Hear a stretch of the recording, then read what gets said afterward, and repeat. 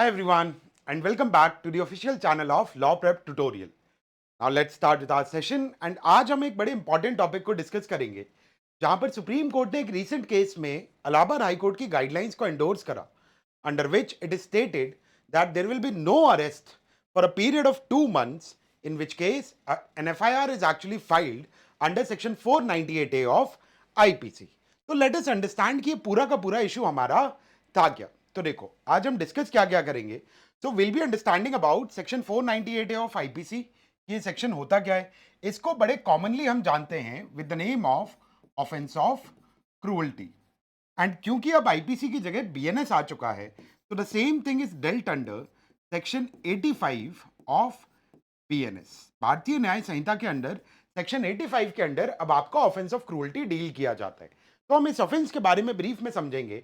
Then we'll understand कि Allahabad high court की वो गाइडलाइंस थी क्या जहां पर उन्होंने कहा कि अरेस्ट नहीं किया जाएगा for a period of 2 months, जिसको कूलिंग ऑफ पीरियड कहा गया है. और इलाहाबाद हाईकोर्ट का कहना यह था कि इन 2 महीनों में rather than arresting the accused जिसके अगेंस्ट एफआईआर फाइल की गई है, the matter must be referred to family welfare committee.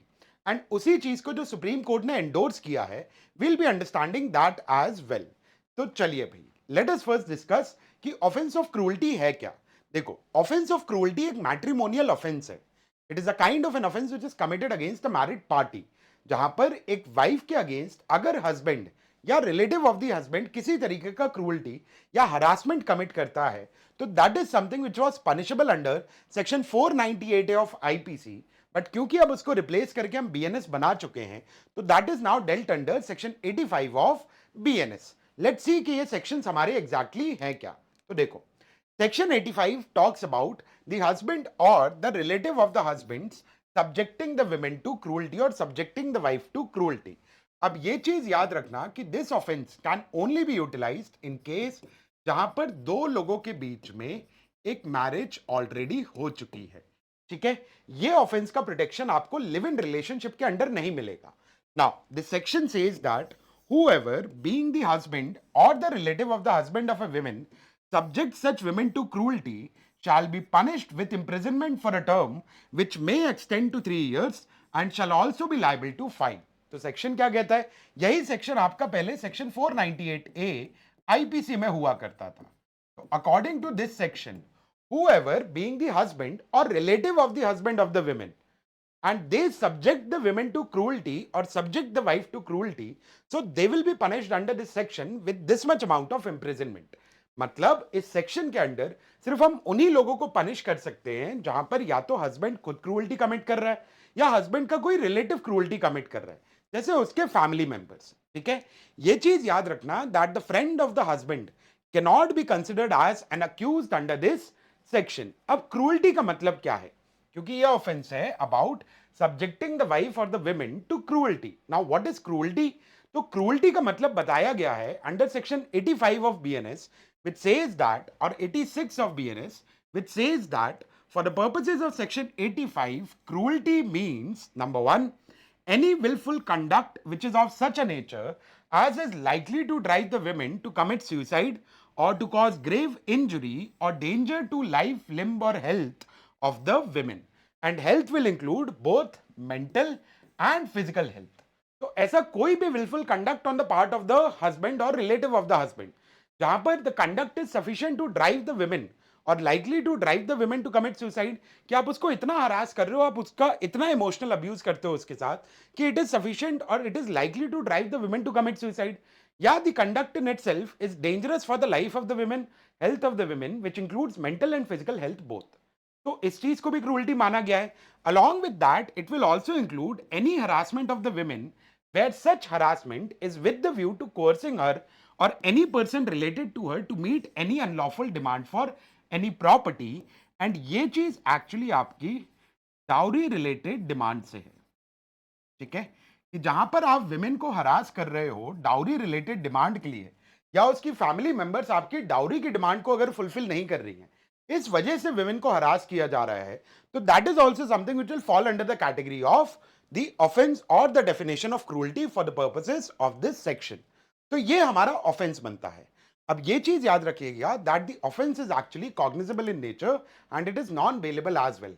And जो एक जनरल प्रोसेस फॉलो किया जा रहा था और जो बहुत सारे इंसिडेंट आप लोगों ने भी सुने होंगे, जैसे अतुल सुभाष के केस के बारे में सब लोगों ने सुना होगा, it came into the limelight.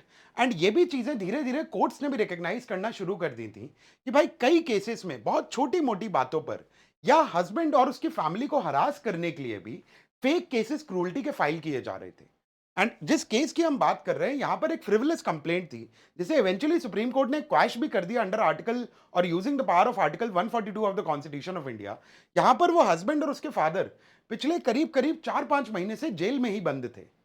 तो इस तरीके के हरासमेंट की सिचुएशन भी बढ़ने लगी थी। एंड क्योंकि बहुत सारी कंप्लेंट्स फेक थी, ठीक है, बहुत सारी कंप्लेंट्स फेक फाइल हो रही थी, इसलिए अब सुप्रीम कोर्ट ने एक तरीके से एक सेफगार्ड इंट्रोड्यूस कर दिया है by endorsing the guidelines issued by the Allahabad High Court। तो अलाहाबाद हाई कोर्ट के पास ये केस पहुंचा हुआ था and the name of the case was Shivangi Vercel Bansal versus Sahib Bansal. जो अगेन डोमेस्टिक वायलेंस एक्ट से रिलेटेड कुछ कंप्लेंट्स थी, कुछ कंप्लेंट्स यहां पर आपकी सेक्शन 498 ए की फाइल की गई थी, कुछ कंप्लेंट्स आपकी डाउरी रिलेटेड हरासमेंट को लेकर फाइल थी, बट वो ओवरऑल वो मैट्रिमोनियल ऑफेंस ऑफ क्रूअल्टी को ही लेकर ये पूरा का पूरा मैटर था। जहां पर इलाहाबाद हाईकोर्ट ने फिर ये गाइडलाइंस इशू कर दी थी कि भाई एफआईआर फाइल होते ही इमीडिएटली अरेस्ट करने की जरूरत नहीं है अब पुलिस को। ठीक है, कि let's say if an FIR is filed in any particular case, then it is not important कि आप तुरंत उस पर्सन को अरेस्ट कर लो। रादर कोर्ट का कहना यह था अब कि एफआईआर फाइल होने के बाद एक 2 महीने का पीरियड होगा, 2 months पीरियड, जिसको इलाहाबाद हाईकोर्ट ने कूलिंग ऑफ पीरियड कहा। इस कूलिंग ऑफ पीरियड में rather than the police arresting the accused, the matter और द एफआईआर और the parties must be referred to family welfare committee. And family welfare committee पहले इस matter को सुनेगी, समझेगी, and उसके बाद अगर फैमिली वेलफेयर कमिटी को लगता है कि नहीं this is a genuine complaint, तो उसके बाद पुलिस अपना प्रोसीजरल लॉस के अंडर एक्शन लेना, अरेस्ट करना, वो सारी चीजें स्टार्ट कर सकती है। तो लेट अस अंडरस्टैंड कि गाइडलाइंस क्या इशू की गई थी या क्या कोर्ट्स ने यहां पर एंडोर्स करा है। So the guidelines were that there will be no arrest और coercive action during the cooling off period of 2 months after the FIR or the complaint under section 498A। कि सेक्शन 498A के under जब भी कोई एक complaint file हुई है वहां पर आपको इमीडिएट अरेस्ट करने की जरूरत नहीं है, कोई कोर्सिव एक्शन तुरंत लेने की जरूरत नहीं है। रादर इस 2 महीने के पीरियड में जिसको कूलिंग ऑफ पीरियड कहा जाएगा, all such cases were to be referred to the family welfare committee immediately. कि सेक्शन 498 की एफआईआर हुई पुलिस के पास, पुलिस को या मजिस्ट्रेट को तुरंत वो एफआईआर या वो कंप्लेंट फैमिली वेलफेयर कमेटी को रजिस्टर या रेफर करनी होगी। एंड इस 2 महीने के ड्यूरेशन में, ठीक है, एफआईआर फाइल होने से लेकर 2 महीने के ड्यूरेशन में फैमिली वेलफेयर कमेटी इस मैटर को हैंडल करेगी rather than police arresting the accused और taking coercive action.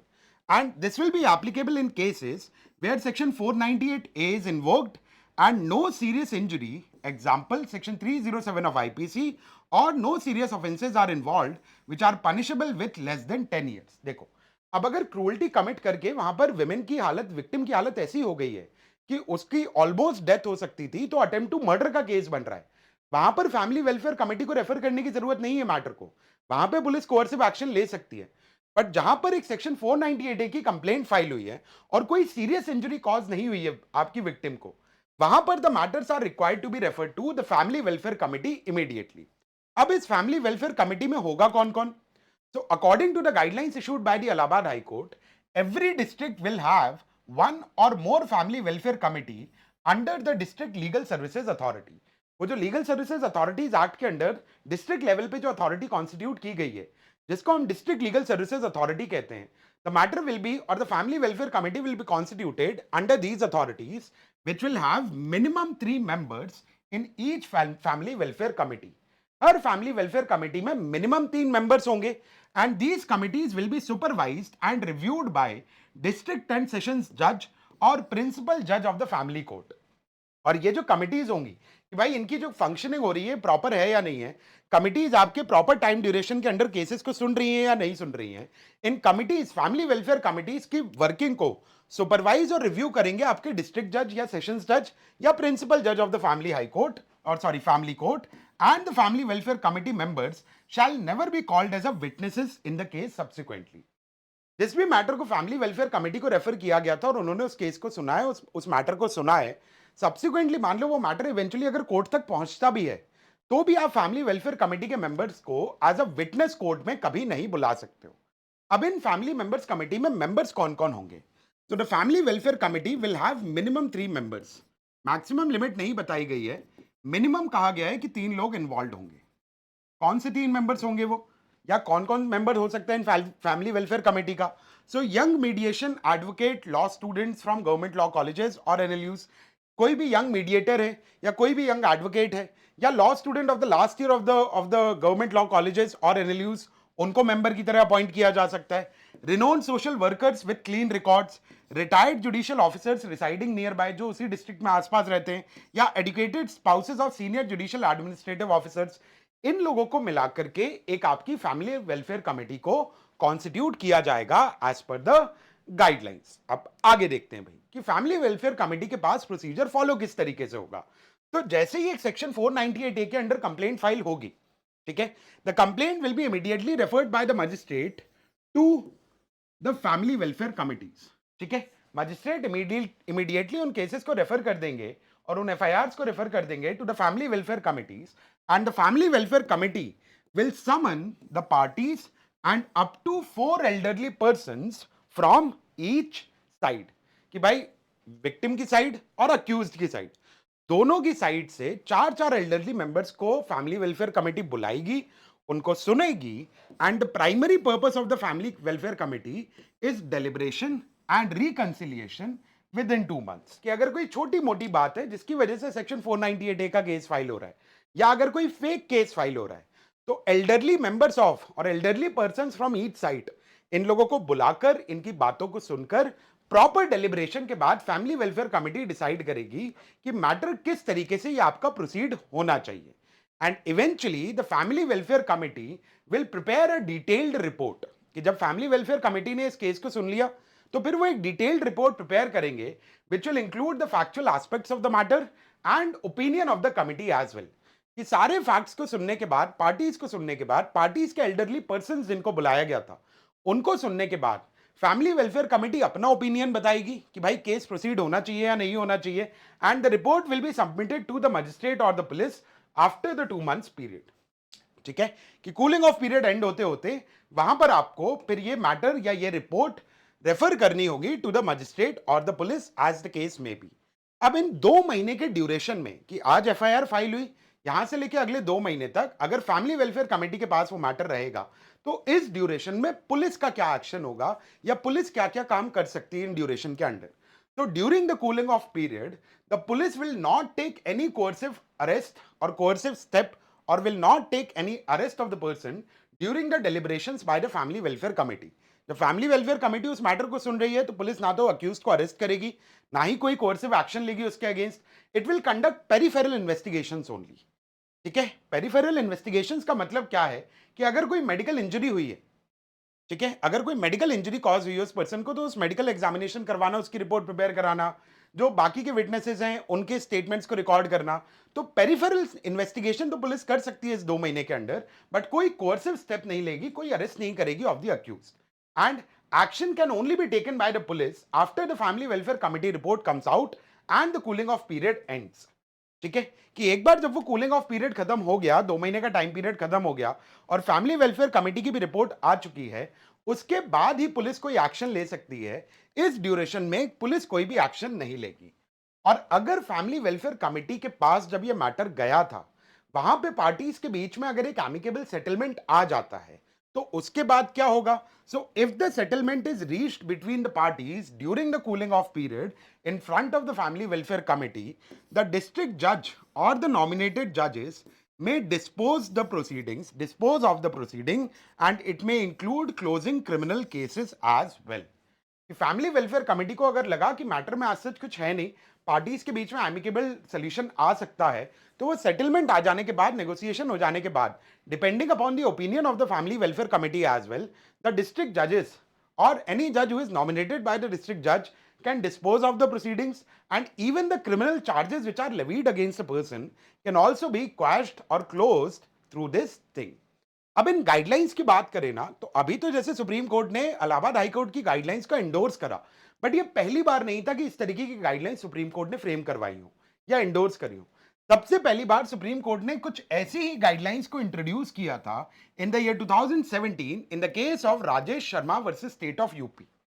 But subsequently supreme court ने उन गाइडलाइंस को विड्रॉ कर लिया था in the social action forum case in the year 2017 because the Supreme Court said that there is a legislative gap and the legislative gap will not be filled by the judgment of the court. तो ये कहते हुए supreme court ने 2018 में इन guidelines को वापस ले लिया था, but now subsequently in the current case of Bansals, the Supreme Court has effectively restored the Rajesh Sharma principles in its effect. And this is a very welcome step as well.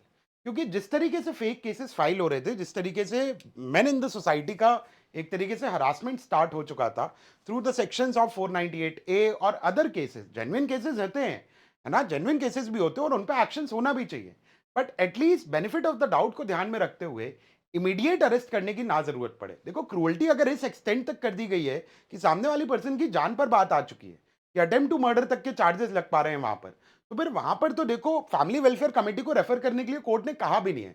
But जो minor cases हैं, minor allegation है, वहां पर तुरंत आप arrest कर दो person को and the person is languishing in the jail, उसको बेल नहीं मिल पा रही है कोर्ट से, that also amounts to misuse of the power of the court ना, और misuse of the process of law. And इसी वजह से सुप्रीम कोर्ट ने इन गाइडलाइंस को इंट्रोड्यूस करा। ठीक है, so that's it from my side. I hope ये टॉपिक सबको क्लियर हो गया हो, है ना। अगर सेशन में मजा आया हो तो do like the session as well. बाकी अगर कोई डाउट रह जाता है तो do leave it in the comment box, will try to reply it and solve it as soon as possible. Rest, just take care of yourself, enjoy your day and I will see you soon. Thank you so much everyone, thank you.